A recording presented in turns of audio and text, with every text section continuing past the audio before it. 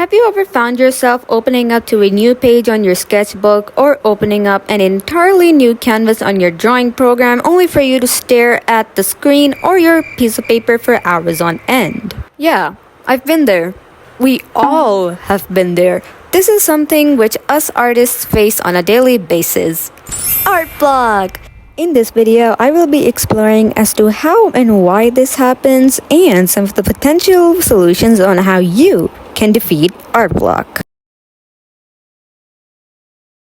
Hello everybody, this is me Z here, and just like I have stated before, the topic for today's video is going to be revolving around art block. And if you're new around here, then hi, welcome to my channel. I do everything digital art here, and if you're curious as to what exactly I do in digital art, make sure you leave a like and subscribe to the channel so that you get to catch a glimpse of what goes around on the channel.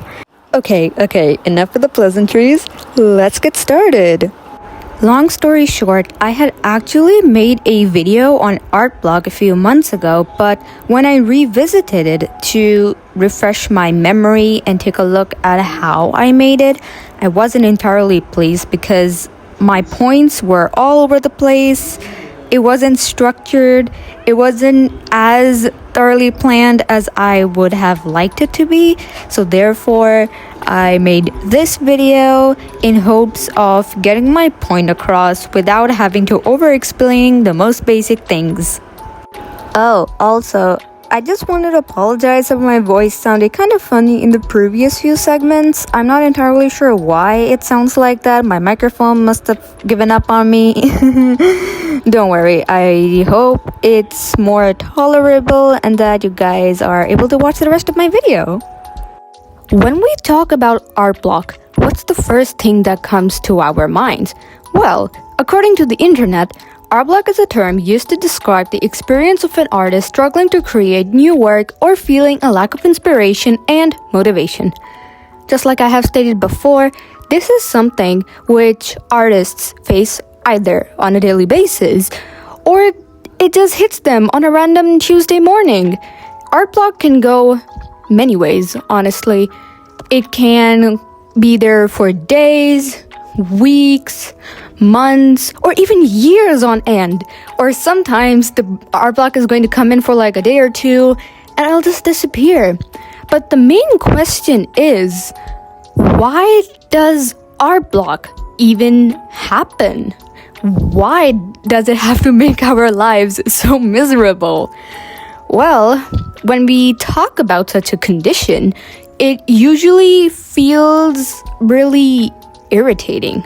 Yes, of course it does, because your creative flow is interrupted. You feel stuck, frustrated, uninspired, which then further leads to an inability to generate ideas and put them into your drawing. Or let's say you have a mountain of ideas for your next drawings, but you can't pull them out. Why? Art block! I have also made a separate video on creative burnout and how creative burnout and art block are related in a way or two. So you should definitely check out that video to gain a more insight as to how they are related. But don't forget to watch this video till the end as well, okay? I'll give you a small example about myself.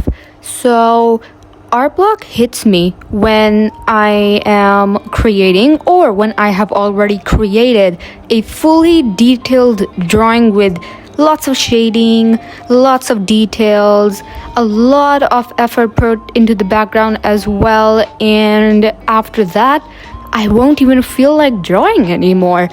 And in between, I will draw, but it'll mostly be restricted to sketching because I find it really easy to sketch out heads, hands, and eyes most of the time too. But other than that, I just fall into a slump and I just can't find the motivation to start working again.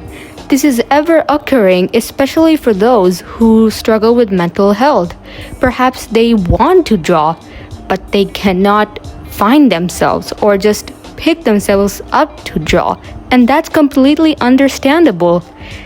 Even though this is like one of the solutions to art block, but I'll just say it anyways. remember to take a break or take as many breaks as you want, because when you come back to drawing with a fresh mind, you'll feel more elevated and a little bit more happier when you get back to doing something you really, really love. And even with a clear mind, you'll be able to come up with brand new ideas. Another solution I have for you guys is to start small. If you're getting back on track or you find yourself coming out of that art block, don't immediately go into creating a fully illustrated drawing. I know, sounds a little bit weird, but this is a technique which I have been trying out for the past few years and it has worked out for me effectively.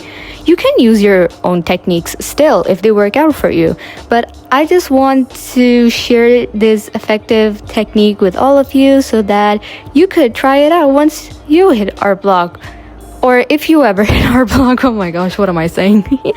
So, what I want you to do is that every time you're getting yourself back on track, start small by sketching out various things, maybe boxes, eyes, hands, even the head works out. Make silly doodles of your characters even, it helps out a lot. Do lots of sketching and just fill it in with color here and there, so that way you're sort of also, what do you call it?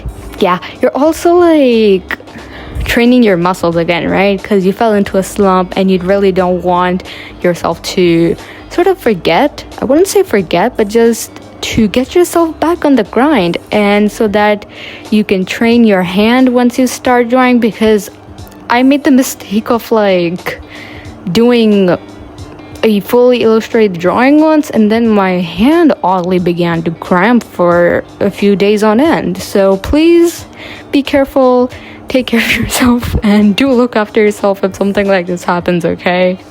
Solution number 3 would be to take a look at the drawings made by other artists, because you never know. You may come across a drawing which you absolutely love and it just sort of puts you in a good mood, and you can literally feel the chemical imbalance in your brain sort of get fixed because that drawing just stood out to you. It made you happy, and unexpectedly it just gave you this sudden rush of adrenaline that you want to draw something like that as well.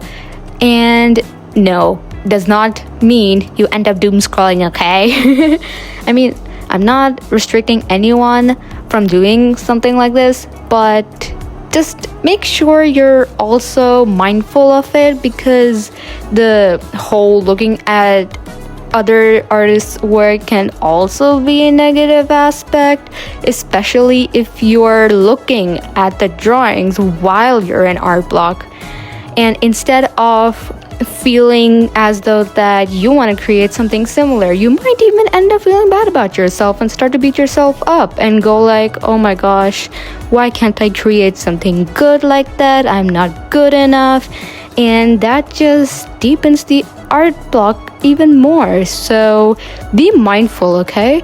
And don't beat yourself up, because feeling in a slump is totally normal and it's okay. Now, I'm not sure if this solution has been suggested by any other artist out there, but another solution which I have found highly effective was watching tutorials. Okay, now you must be wondering, but Z, how is watching tutorials supposed to help me get out of my art block? I know, it sounds a little bit strange, but please hear me out. I believe that if you go back to your roots, or just go back to the fundamentals in general, you start to get a more clear understanding of what you've been up to or how much progress you've been making. You can use this slump or art block as an opportunity for yourself.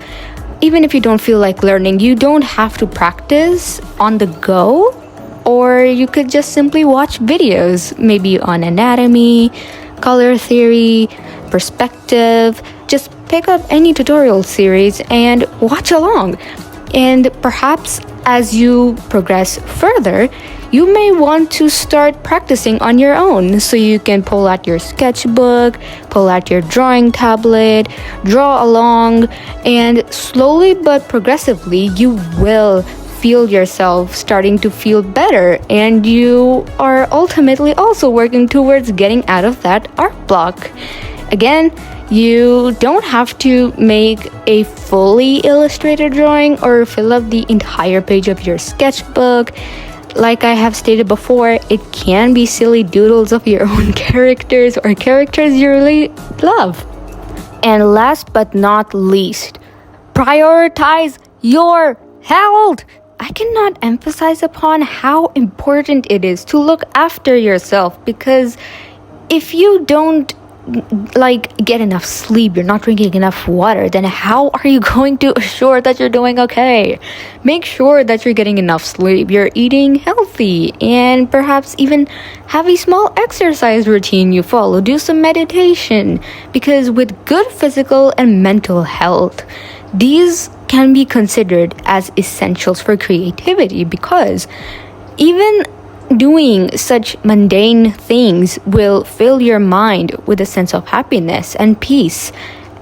With an open mind, you will gain more opportunities for yourself to do better, to pick up what you loved once again, or perhaps you'll even feel the rush to try out something new. Maybe you want to try out acrylic painting, oil painting, or whatever it is you want to do. Just make sure that you're taking enough breaks, you're prioritizing your health, be it physical or mental. Talk to a friend if you have to, because reaching out matters. You deserve to have someone by your side who cares about your well-being. Even take a break from social media if you have to. Anything. Just do anything which is in your favor. And once you do that, I want you to set out your goals. I know people keep saying things like that, but how would you set your goals? It doesn't have to be anything major. Even writing down something like, I will learn anatomy in, let's say, 30 days. That goal enough is to give you a starter boost of motivation. It makes that goal settle in your mind and helps you to enhance your understanding and improve better.